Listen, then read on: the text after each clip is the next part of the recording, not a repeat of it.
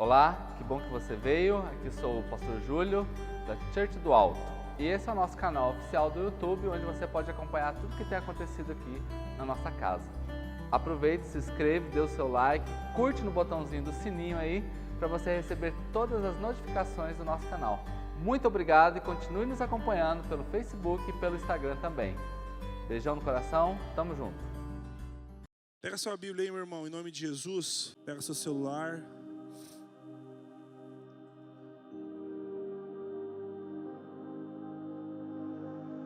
Deixa eu dizer algo para vocês. Faz alguns dias que eu estou bem emotivo. Quando eu vou falar de Jesus. Não sei se vocês estão acompanhando televisão, internet. Vocês estão vendo a guerra que o nosso país se encontra. Esses dias um padrasto assassinou uma criança, não sei se vocês analisaram. Essa semana um moleque entrou dentro de uma creche, vocês viram isso aí? Com um facão. Matou uma série de crianças, professores, eu acho também. Imagina você deixa teu filho na escola, você recebe a notícia que entrou um doido e passou faca no teu filho. Você imagina a notícia dessa, sua mãe vai para a escola para dar aula, sua mãe, sua tia, sua irmã, ou você, crente com a aula preparada, com tudo preparado para dar certo, e aí você morre. Sabe por que essas coisas acontecem, cara? Porque falta Deus na vida dessas pessoas. Sabe por que a gente vive uma vida inteira mergulhado no pecado? Porque falta Deus, falta a presença do Espírito Santo, falta a presença do nosso Senhor na nossa vida. E aí eu paro nos momentos em que eu vou orar, e eu paro de olhar os meus problemas, eu paro de reclamar sobre os meus problemas, sobre as minhas dores, os problemas que eu mesmo crio, e eu olhando tudo que está acontecendo, e eu começo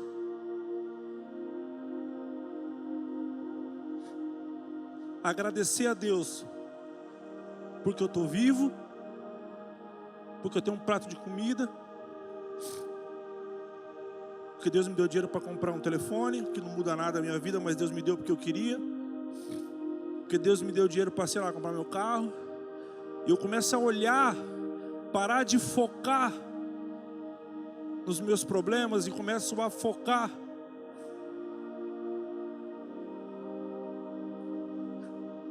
no que Deus tem feito. Cara, eu começo a me envergonhar diante de Deus. Você já parou para pensar quantas vezes você foi ingrato e dobrou o teu joelho, ao invés de você agradecer, você só pediu e você só reclamou? E você só, às vezes, foi orar a Deus para falar mal de alguém, Deus, aquela pessoa assim, assim, assado. Ou você foi orar a Deus e ficou só pedindo. Eu tô falando de mim, e talvez você também possa estar nesse barco. E não agradecer a Deus. Nós somos responsáveis por entregar para as pessoas aquilo que elas não têm. Eu não sou melhor do que ninguém, mas eu sei que uma pessoa que não tem Deus, eu tenho algo a entregar para ela. Mesmo ela sendo aparentemente mais feliz do que eu, mesmo ela sendo mais rica do que eu financeiramente, ainda assim, eu preciso entender que eu carrego algo que ela precisa. Talvez esse guri que entrou com aquela faca e meteu a faca em todo mundo e teve o sangue frio de matar crianças. Não sei, mas será que se alguém se insistisse mais de Deus na vida dele, talvez ele não teria se deparado com esse Deus que pode transformar tudo e ter tido a vida dele mudada? Não estou dizendo que nós somos responsáveis pelo curso da desgraça do mundo, não é isso. Mas eu preciso entender que eu sou responsável por propagar a palavra de Deus no lugar onde eu fui inserido, no lugar onde eu fui colocado. O cara, eu estava falando para a Isa aqui, eu falei, para as meninas, eu falei, os caras lá do Japão, os caras são meu irmão também, mas eu não tenho responsabilidade com ele lá não. A responsabilidade que eu tenho é de dar uma grana lá, Marcelo, você que é o cara da missão, leva essa oferta na vida de um missionário. Eu não tenho que estar preocupado, porque tem muita gente que está preocupada demais com as coisas de fora e esquece as pessoas que estão do lado. A minha responsabilidade de levar a palavra de Deus e de propagar isso é com as pessoas que estão à minha volta, no lugar onde eu fui inserido, no lugar onde eu fui colocado.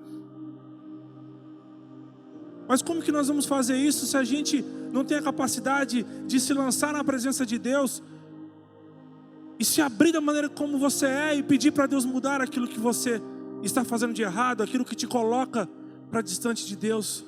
Muitas das vezes na minha própria oração, cara, eu estava me colocando para longe de Deus.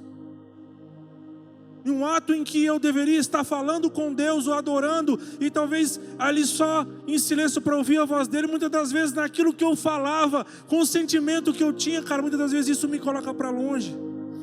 Como eu disse para você no começo, não é como a gente estar na presença dele e começar a olhar para tudo aquilo que ele fez por nós, cara, e esquecer de reclamar e a gente não, cara, às vezes ser humilhado e falar, meu Deus, cara, o que eu estou fazendo?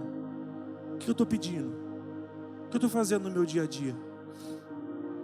Mas como que a gente vai fazer isso se a gente não conhece a Deus e não se conhece? A pior mentira que você pode contar na tua vida, para a pior pessoa do mundo, é você mentir para você mesmo. É você mentir para você sobre o seu defeito. Porque nós, toda a vida eu falo a mesma coisa, nós temos uma facilidade imensa de achar defeitos nas pessoas. E temos uma dificuldade extrema de ouvir críticas, aceitar críticas e mudar. Tem alguém assim? Tem alguém aqui que é assim? Ou é só eu? Só eu e a Pâmela que é ruim mesmo, né? Ou é só nós dois que não presta? Então nós precisamos fazer uma autoanálise sobre a nossa vida, sobre tudo aquilo que está acontecendo, sobre o meio que nós estamos inseridos. E entender que adorar a Deus não é estar fincado aqui dentro dessa igreja. Não, eu adoro a Deus, cara. Eu estou lá ajudando o pastor na segunda, na terça, na quarta tem culto, na quinta eu estou lá, na sexta eu estou lá, sábado tem culto, domingo tem Deus. Adorar a Deus não é isso. Adorar a Deus é você descobrir quem você é, os seus defeitos, chegar na presença de Deus, ser acusado desses seus defeitos e ser homem e mulher o suficiente de abandoná-los. É mudar o teu caráter, é mudar o teu pensamento, é mudar a sua forma de agir, é ser referência no lugar onde você está, não de melhor pessoa em um determinado assunto, mas ser uma referência de caráter. Não há como você chegar diante de Deus, na presença dEle, orar, ler a Bíblia e ver, ouvir cultos e prestar atenção em palavras, cara, e você não mudar.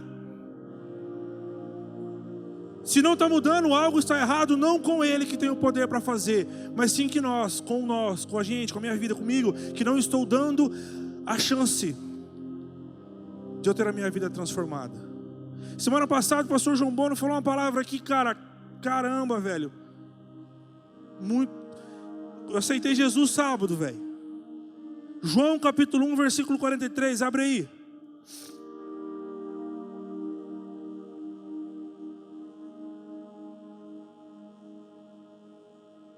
O propósito que Deus criou para nós, o propósito de Deus para a minha vida, o propósito de Deus para a tua vida, ele está pronto, ele está criado. Ele já tem começo, ele já tem meio e ele já tem fim. E enquanto não encontrarmos esse propósito, enquanto não sabermos o lugar onde Deus quer que nós estejamos e fazer aquilo que Ele quer que nós façamos, cara, não dá para descansar. O Evangelho não é uma coleção de ordens e regras impossíveis de executar.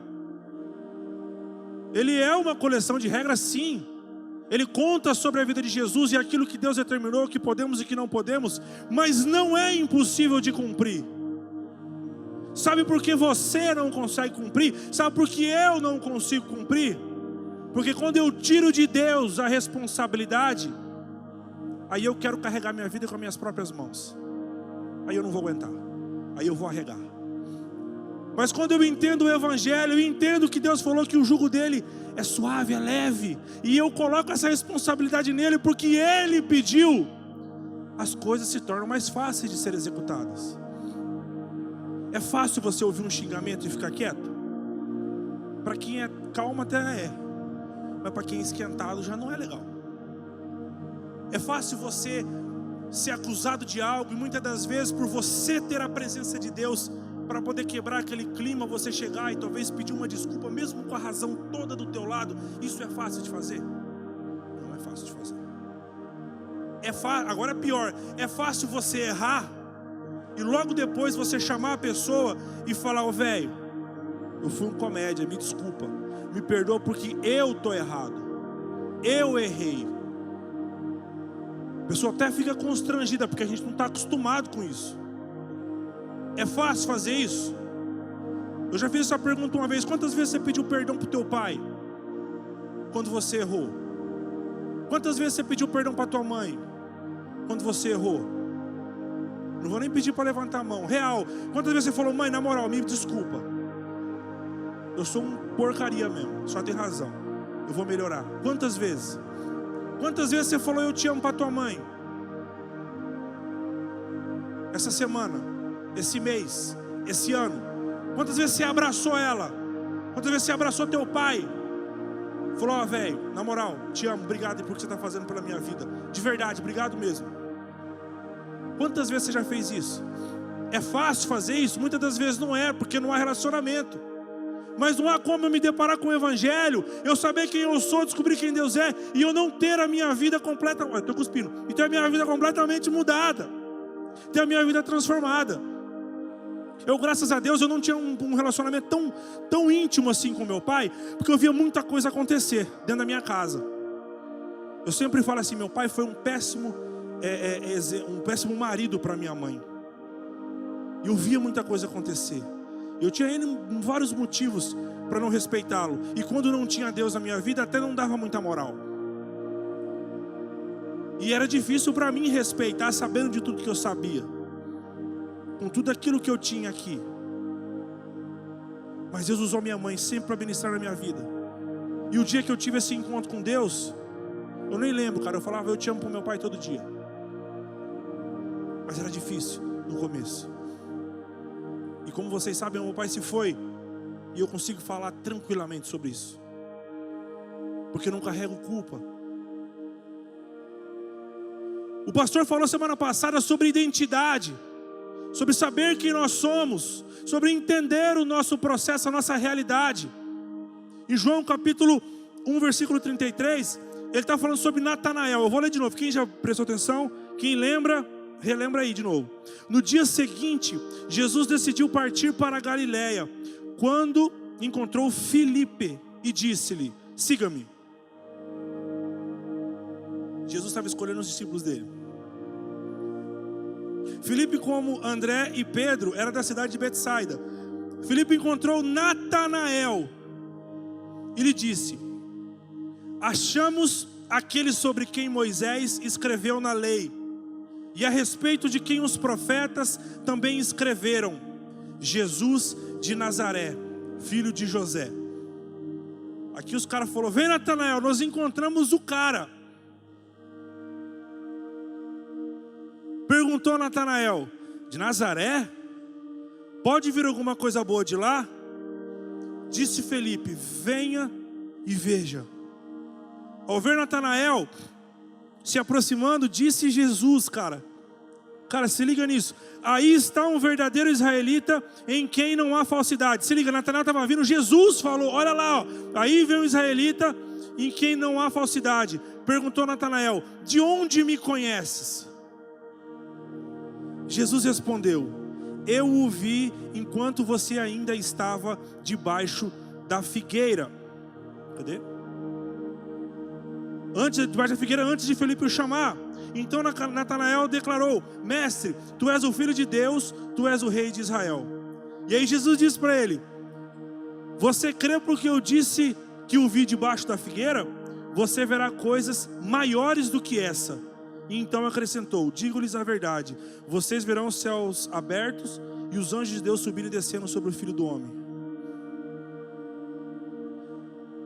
O pastor ele deixou claro, porque todo mundo que vê realmente essa versão, todo mundo imagina uma figueira e um cara embaixo. Correto? Ou eu estou enganado? Está escrito aqui: uma figueira e um cara embaixo. Mas existe uma história, uma teoria de estudiosos, e eu vou relembrar para você que não lembra, ou para você que não estava aqui, que fala que Natanael nasceu num período onde um rei tinha mandado matar todas as crianças.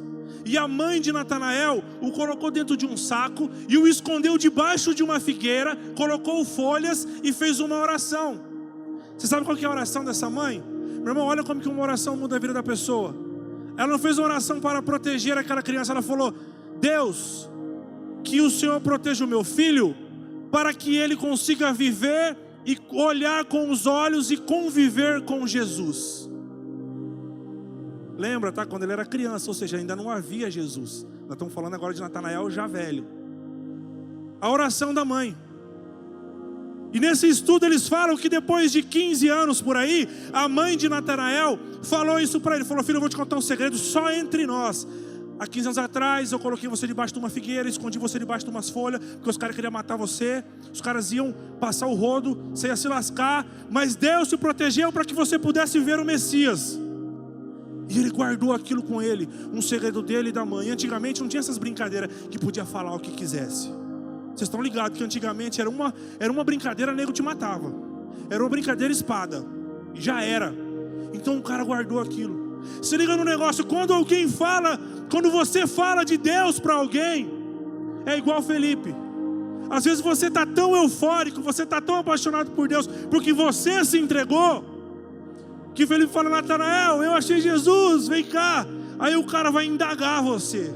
Ele fala: velho, eu não sei nem te explicar, velho, pelo amor de Deus, vem e vê você. Esse é o seu papel onde você está, cara. A tua felicidade tem que transbordar tanto por você servir a Deus, que quando você for falar, às vezes você vai espumar a boca. Os caras falam: velho, eu não sei nem te falar, mano, vamos lá para você conhecer. Vamos lá para você ver.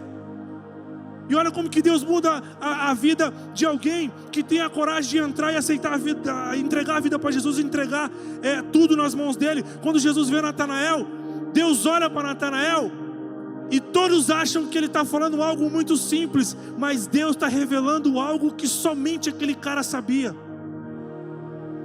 Felipe pode ter falado: ele me viu debaixo da figueira, porque lá é normal, tem figueira para tudo que é lado. Mas não, Jesus estava olhando para aquela pessoa e estava tocando num lugar onde, cara, ninguém sabia. É aí que está a parada, velho. É você chegar diante de Deus e Jesus tocar nesse lugar e você se entregar para Ele. Uma parada que somente Ele sabia. E eu sei que nós jovens, eu e o Marcelo, vocês são velhos, muitas das vezes nós carregamos algumas coisas dentro de nós. Você está ligado àquele pecadinho de estimação? Está ligado? Pornografia, aquela boquinha suja que não consegue parar de falar palavrão, masturbação, mentira, egoísmo, prepotência, eu tenho e você não tem, eu posso e você não pode. Aquele egoísmo de só o que você fala que vale. Você está ligado? Quando você chega diante de Deus, meu irmão, com sinceridade, você vai ter a revelação exata daquilo que você precisa abandonar, para que a tua vida seja aí uma pregação ambulante, para que você seja um ponto das pessoas olharem e terem em você uma pessoa em que eles podem confiar, em abrir o coração, em contar algo, em pedir uma oração. A obra de Deus, ela é grande demais para ela parar na nossa vida. Ela não para em mim, ela não para em você. Não se trata do Hugo, se trata de tudo isso aqui.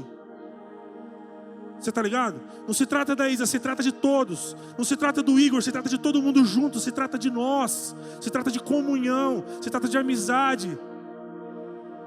Irmandade, porque é assim que nós somos.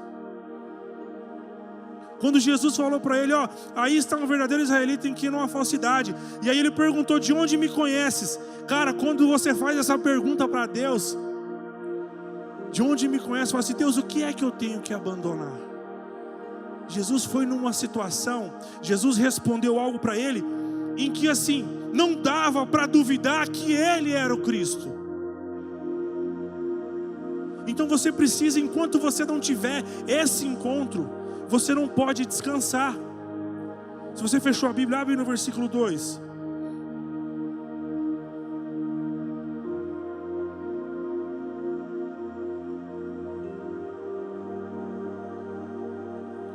Muitos de vocês, ao longo da vida, vai precisar se reencontrar, vai precisar obter respostas para continuar no caminho.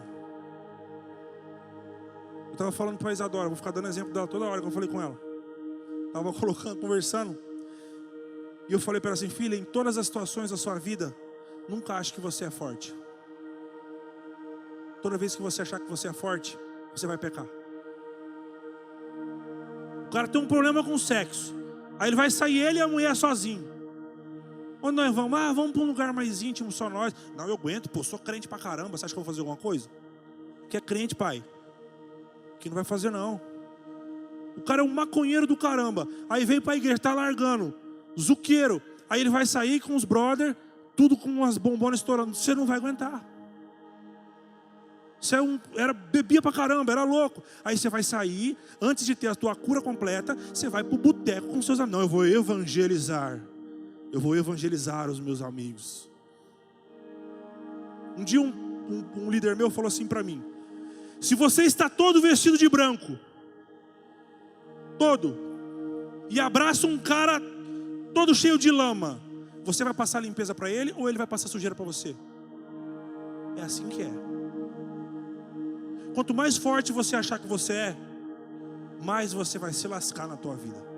Agora, quanto mais você entender que você é um fraco e que você depende de Deus para que o Espírito de Deus governe as suas emoções, menor serão os seus erros, velho. E essa segunda opção é aquela que você tem que dormir pedindo para Ele e acordar pedindo para Ele. Dormir pedindo para Ele e acordar pedindo para Ele. Deus, guia minha vida. Guia minha vida, senão eu vou matar um. Guia minha vida, senão eu vou voltar a tomar uma. Guia minha vida, senão, meu Deus do céu, eu vou, misericórdia, vai dar tudo errado. Guia minha vida. A gente precisa se reencontrar com Ele todos os dias, porque as vontades, elas vêm todos os dias. E logo depois desse versículo, se liga no negócio. Logo depois desse capítulo de Natanael, o versículo seguinte já chama a minha atenção também, e eu quero falar isso para você.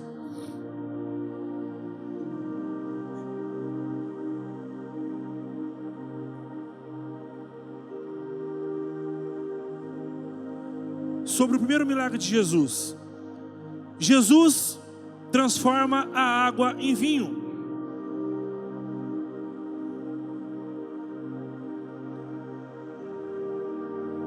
No terceiro dia, houve um casamento em Caná da Galileia.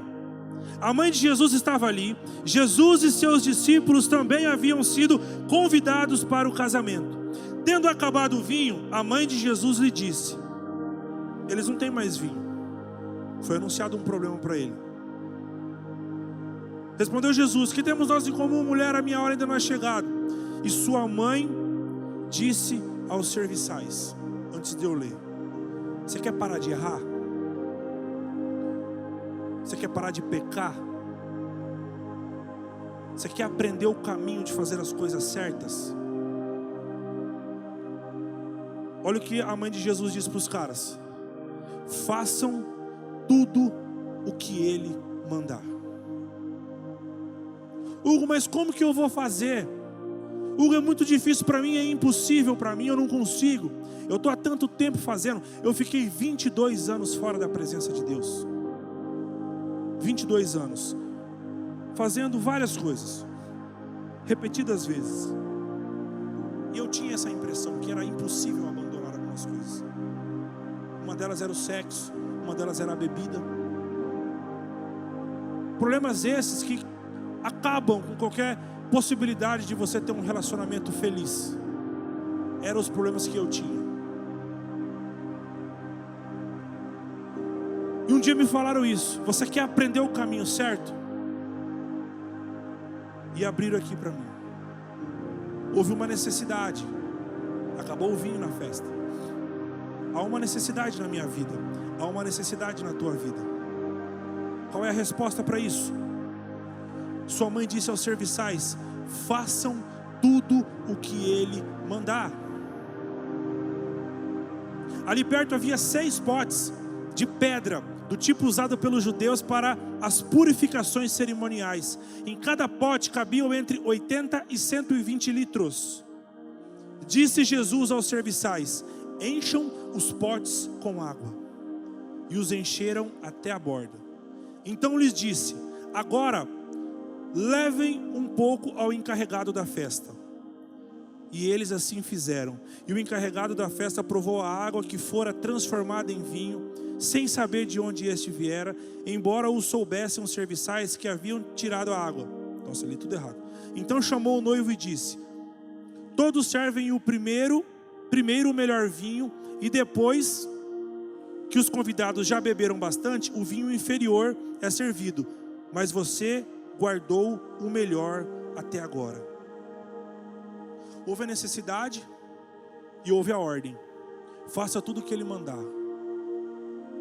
Aquilo que eu achava impossível de largar, eu falei: se ele não estiver comigo, se Jesus Cristo não estiver comigo, se o Espírito Santo não estiver na minha vida, eu não vou parar de beber.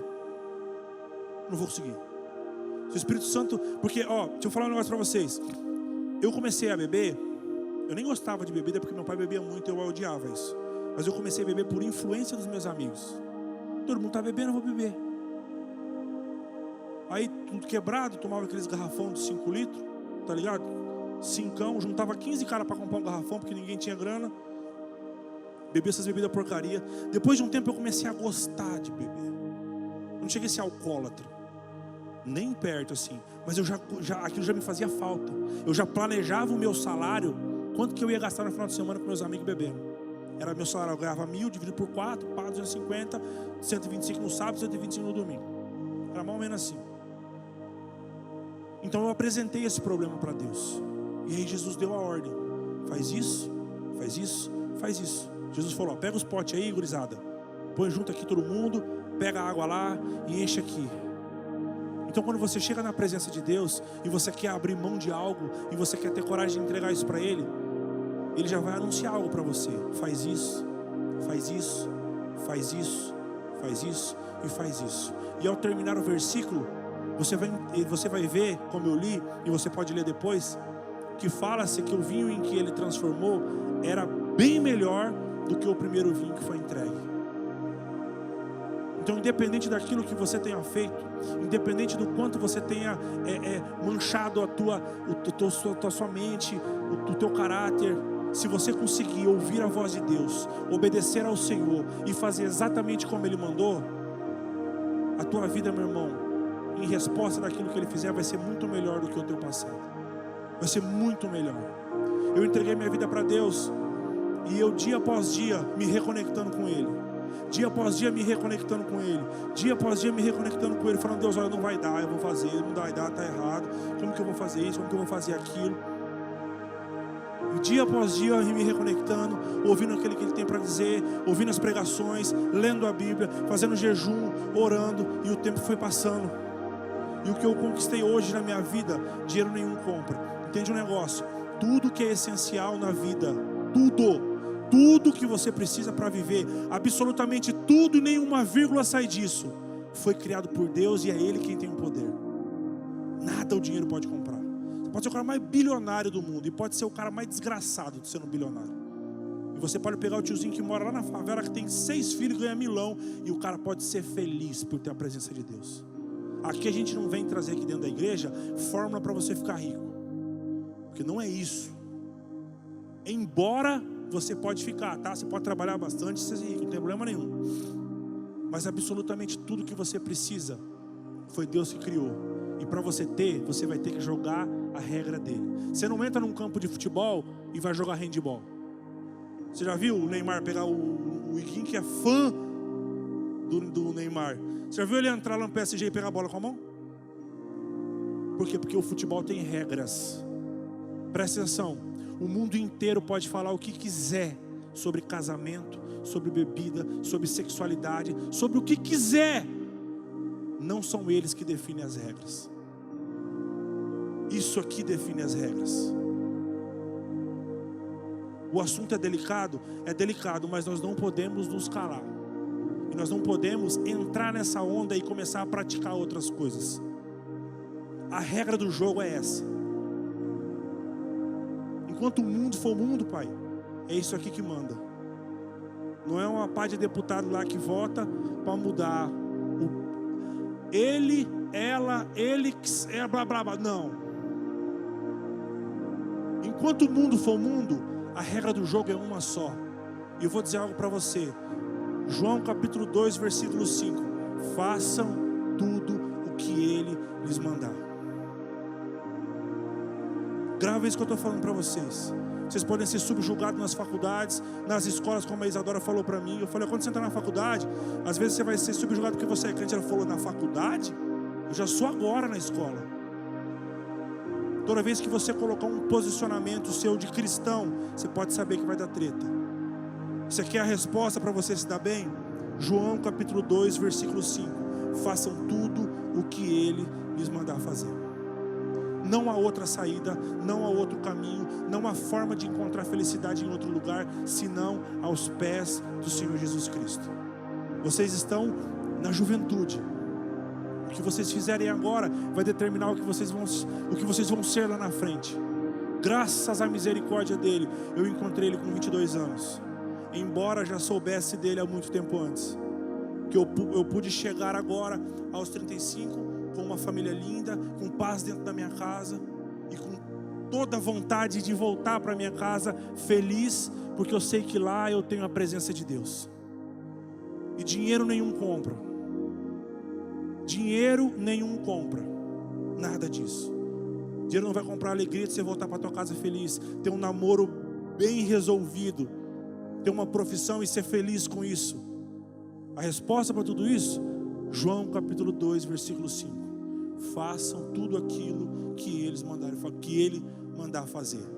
Porque a resposta daquilo que Jesus mandar fazer vai ser superior a qualquer outro tipo de coisa que possa acontecer nesse mundo. Queria pedir para você ficar em pé.